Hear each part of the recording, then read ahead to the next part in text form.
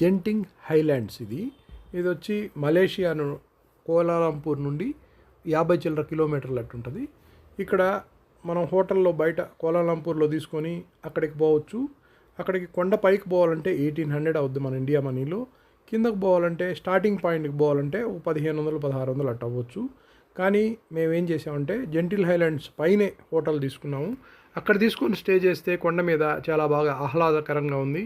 అంటే వాతావరణమే చల్లంగా ఉంది. కోలాలంపూర్లో మాత్రం చాలా వేడిగా ఉంది. ఈ కొండపైకి పోయిన తర్వాత చాలా చల్లంగా ఉంది. చాలా బాగా వాతావరణం కానీ స్కై కానీ చూసేదానికి కానీ చాలా అందంగా ఉంది. చాలామంది ఏం చేస్తారంటే కింద ఉండి రూము పైకి పోయి చూసేసి సాయంకాలానికి వెనక్కి వెళ్ళిపోతారు. అలా కాకుండా అక్కడే స్టే చేయడం అనేది చాలా మంచి విషయము. తర్వాత అక్కడ స్కై రోప్ పైన పోయేది అన్నీ ఉన్నాయి.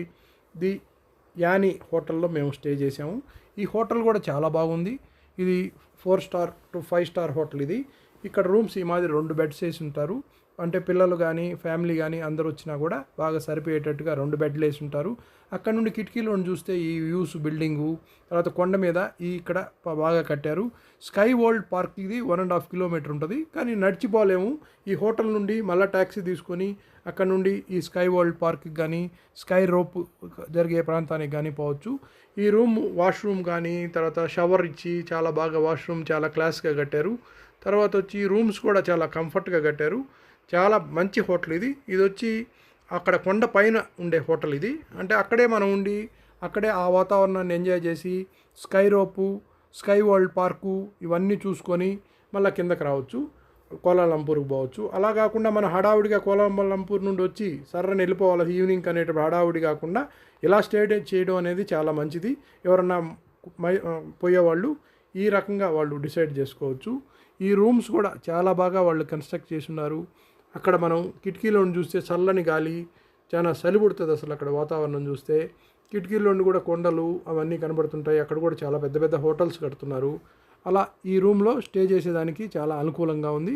ఇక్కడ అనేక రకాల వస్తువులు కూడా ఇచ్చున్నారు. బాగా టీవీ ఇచ్చారు, ఐరన్ బాక్స్ ఇచ్చారు, టేబుల్ ఇచ్చారు, అన్ని రకాలుగా వస్తువు ఇచ్చారు. ఈ రూమ్లో స్టే చేయడం అనేది చాలా. ఈ రూమ్ నుండి ట్యాక్సీ తీసుకొని ఒక మాల్ మాదిరి ఉంటుంది, ఒక పెద్ద షాపింగ్ మాలు. అక్కడికి పోయి అక్కడి నుండి ఈ స్కై రోప్ ఎక్కాల. మనం ఒక్కసారి కిందకు పోయేదానికి 175 రూపాయలు మన ఇండియన్ మనీలో. మళ్ళీ అక్కడ నుండి మళ్ళీ రిటర్న్ రావాలంటే మళ్ళీ 175 కట్టాలా ఒక మనిషికి. ఇలా ఆ రోప్లో తిరగాలంటే ఇలా మనం మనీ పే చేయాలా. ఈ మాల్ చాలా పెద్దది. ఇక్కడ ఫుడ్ ఉంటాయి, చాక్లెట్స్ ఉంటాయి, తర్వాత అనేక రకాలుగా చాలా పెద్ద మాల్ ఇది. ఇక్కడ గేమ్స్ కూడా ఉంటాయి, వాటర్ గేమ్స్, మామూలు గేమ్స్ ఉంటాయి. ఈ గేమ్స్ వచ్చి పిల్లలు ఆడుకునేదానికి చాలా బాగుంటాయి. ఈ లోపల మాల్ లోపలనే ఇదంతా పెద్ద పార్క్ మాదిరి ఉండి ఆడుకునేదానికి వస్తుంది. తర్వాత అన్నీ ఉంటాయి. తర్వాత ఇక్కడ చాలా పెద్ద క్యాసినో ఉంటుంది. అంటే గ్యాంబ్లింగ్ ఆడతారు ఇక్కడ లోపల. ఇది ప్రపంచంలోనూ చాలా దేశాల నుండి మలేషియా వచ్చిన వాళ్ళు కంపల్సరీగా ఇక్కడ జెంటింగ్ ఐలాండ్స్కి వచ్చి ఇక్కడ ఈ మాల్ లోపల ఉండే క్యాసినో కోసమే వచ్చేవాళ్ళు చాలామంది ఉంటారు. అక్కడ కూడా చాలా పెద్ద హోటల్ ఉంది. అక్కడ స్టే చేసి ఆడుతూ ఉంటారు. కొన్ని వేల మంది ఆడుతుంటారు లోపల. తర్వాత ఇది వచ్చి స్కై రోప్ చూడండి ఎంత అందంగా ఉంటుంది. ఈ స్కై రోప్లో ఎక్కి మనం ప్రయాణం చేయొచ్చు. ఇది వచ్చి స్కై వరల్డ్ పార్క్. ఇది పైన నుండి మనకు కనపడుతూ ఉంటుంది. తర్వాత అటు మళ్ళీ కింద దిగొచ్చు. ఈ మాల్లో వచ్చి ఆ గ్యాంబ్లింగ్ ఆడేవాళ్ళు కొన్ని లక్షల రూపాయలు, కోట్ల రూపాయలు పెట్టి ఆడతారు. చాలామంది నీళ్ళు లేకుండా పోగొట్టుకుంటారు. చాలామంది పోగొట్టుకునే వాళ్ళే ఎక్కువ ఉంటారు, కానీ సంపాదించే వాళ్ళు చాలా ఉంటారు. అందుకని గ్యాంబ్లింగ్ ఆడడం మంచిది కాదు. ఎక్కడైనా కూడా ఏ గ్యాంబ్లింగ్ ఆడినా కూడా చాలా వరకు తర్వాత బెట్టింగ్లు ఆడినా ఇవన్నీ ఆడితే చాలా డబ్బులు పోతాయి. ఆ పని మాత్రం చేయకూడదు. లోపల మాత్రం చూసాము, ఆ గ్యాంబ్లింగ్ ఆడే వాళ్ళందరూ చూసాము. చాలామంది దిగులుగా ఉన్నారు, డబ్బులు పోగొట్టుకొని చాలా బాధల్లో ఉన్నారు. చాలామంది ఇంట్రెస్ట్గా ఆడుతూనే ఉన్నారు. ఈ స్కై రోప్లో ఉండి చూస్తే స్కై వరల్డ్ పార్క్ ఇది ఈ మాదిరి బాగా పై నుండి కనబడతా ఉంటుంది. మనం రోప్లో పోతాం, పై నుండి కూడా చూడవచ్చు దాన్ని. ఇది కొంతమంది భయపడతారు, కానీ చాలా బాగుంది, బాగా ఎంజాయ్ చేయొచ్చు. ఈ స్కై రోప్ వచ్చి మనకు 175 రూపీస్ కట్టేస్తే మనం మధ్యలో ఒకే ఒక స్టాప్ ఉంటుంది, చైనా టెంపుల్. తర్వాత వచ్చి మళ్ళీ కిందకి వెళ్ళిపోద్ది స్టార్టింగ్ పాయింట్కి. అక్కడ నుండి మళ్ళీ బయలుదేరి చైనా ఇక్కడ టెంపుల్ చూసుకొని మళ్ళీ మాల్కి వచ్చేస్తుంది. ఈ మాదిరి మధ్యలో ఒక స్టాప్ ఉంటుంది, కింద ఒక స్టాపు, పైన ఒక స్టాపు. ఈ మాదిరి మనం మూవ్ అవుతుంటే ఎక్కుతూ ఉంటారు.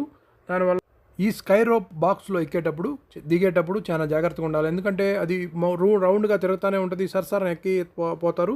మళ్ళీ వచ్చేటప్పుడు కూడా కదులుతూనే ఉంటుంది. జాగ్రత్తగా దిగాల్సి వస్తుంది. అంటే చాలా స్లిప్ అయిపోతారు చాలా. అందుకని చెప్పి రన్నింగ్లో మనం ట్రైన్లో ఎలా ఎక్కుతామో అలా ఎక్కి ఈ బాక్స్లో కూర్చోవాలా. తర్వాత ఇక్కడ నుండి బయలుదేరిపోద్ది ఇది. దిగేటప్పుడు మాత్రం ఆగినప్పుడు కూడా కొంచెం స్పీడ్గా ఒకరు నడిచినట్టుగా నిలవని నడిస్తే కింద పడిపోతారు. ఇది జాగ్రత్తగా గమనించుకోవాలా. ఇది చాలా బాగా పిల్లకాయలకు కానీ పెద్దోళ్ళు కానీ బాగా ఎంజాయ్ చేసేది అనుకుంటుంది. అక్కడ నుండి చూస్తే కింద పోయే రోడ్లో వెహికల్స్ అన్నీ కనబడతా ఉంటాయి మనకు. అన్నీ కింద పోతూ ఉంటాయి.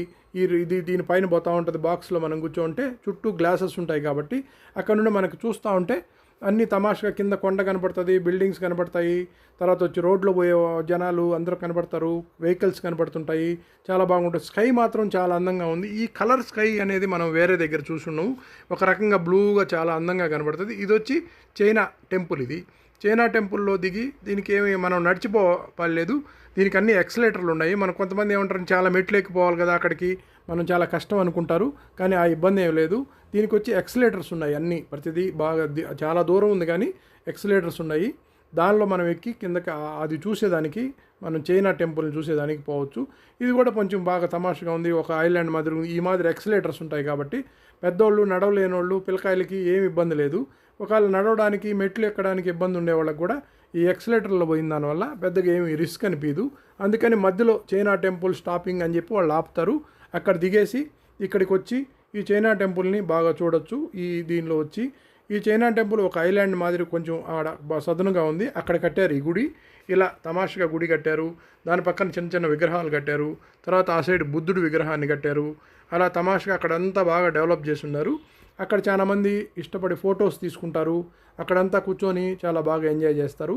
ఇది చాలా బాగుంది చూసేదానికి. ఇది కంపల్సరీగా మిస్ అవ్వకుండా మధ్యలో పోవాల్సిన గుడి ఇది మనకు చైనా టెంపుల్ లోపల ప్రవేశం లేకపోయినా పైన టవర్ ఎక్కేదానికి వాళ్ళకి అలవ్ లేదు. మనకు దీనిపైన ఎక్కేదానికి లేదు. కానీ కింద మాత్రం అంతా మనం దర్శనం చేసుకొని కిందంతా పోవచ్చు. తర్వాత పిల్లలుగా బాగా ఎంజాయ్ చేసేదానికి చాలా స్థలం ఉంది అక్కడ. వాళ్ళు ఆడుకోవచ్చు. అక్కడంతా ఫొటోస్ తీసుకోవచ్చు. పైన నుండి రోడ్డు బాగా కనపడతా ఉంటుంది. అక్కడ వెహికల్స్ పోతూ ఉంటారు. అక్కడ నుండి కూడా మనం చూస్తే చాలా బాగుంటుంది. ఇది మనకు అక్కడ చూసేదానికి చాలా అందమైన ప్రాంతం. దీన్ని మిస్ చేయకూడదు. మనం పోయేటప్పుడు మధ్యలో స్టాపింగ్లో దిగి ఇక్కడికి వచ్చి కొంచెం ఏదైనా భోజనం చేయాల్సిన వాళ్ళు టిఫిన్ కానీ ఏదైనా చేయాలన్నా అక్కడ కొన్ని షాప్స్ ఉంటాయి. అక్కడ కూడా చూసుకోవచ్చు. ఫొటోస్ తీసుకోవచ్చు. ఈ బొమ్మల మధ్యలో ఉండేవాళ్ళు మనుషులు లేని వాళ్ళు బొమ్మలు అనుకోబాకండి. ఈ చుట్టూ ఉండేటివి మాత్రమే బొమ్మలు. లోపల ఉండేది మాత్రం మనుషులు. వాళ్ళు కలిసిపోయి కూర్చొని తింటూ ఉంటారు వాళ్ళు తమాషగా. ఇలా తమాషగా అక్కడ కూర్చొని తినేవాళ్ళు, అక్కడ బాగా ఫొటోస్ తీసుకునేవాళ్ళు. చిన్న చిన్న షాప్స్ ఉన్నాయి.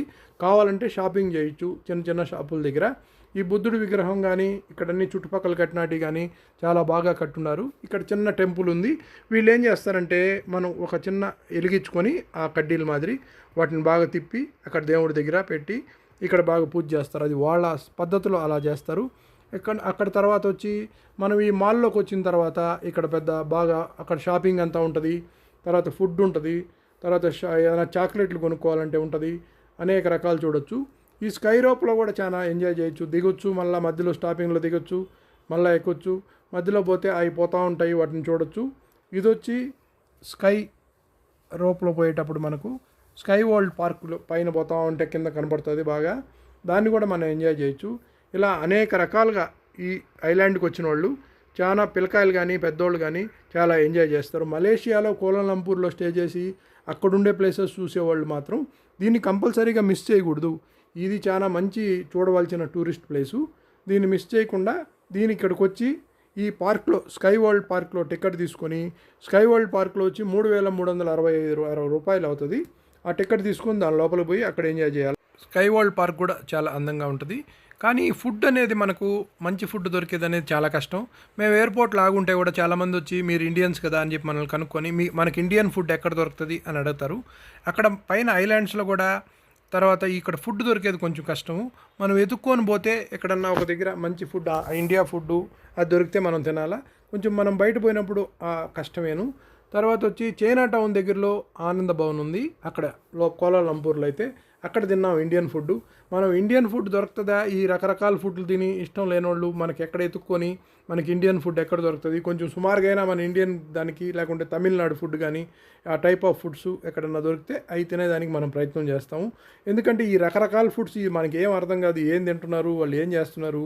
ఒక జ్యూస్ మాదిరి పోస్తారు, దానిలో వేడి చేస్తారు, దానిలో రొయ్యలు వేస్తారు, చేపలు వేస్తారు, ఆకులు వేస్తారు, రకరకాలు వేస్తారు.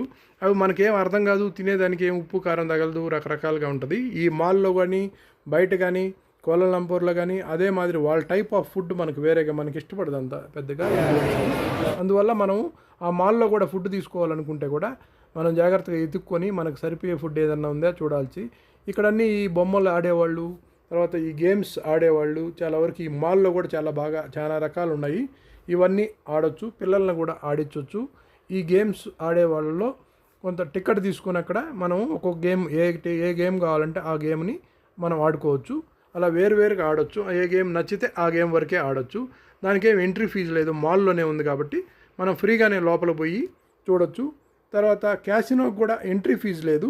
ఏ గేమ్కి ఆ గేమ్ కట్టుకొని వాళ్ళు ఆడుతూ ఉంటారు. చాలా సీరియస్గా కూర్చొని ఆడుతూ ఉంటారు. ఆ గేమ్స్ ఏందని కూడా మనకు అర్థం కాదు అసలుకి. చాలా రకాల గేమ్స్ ఉన్నాయి దానిలో కూడా, గ్యాంబ్లింగ్లో కూడా.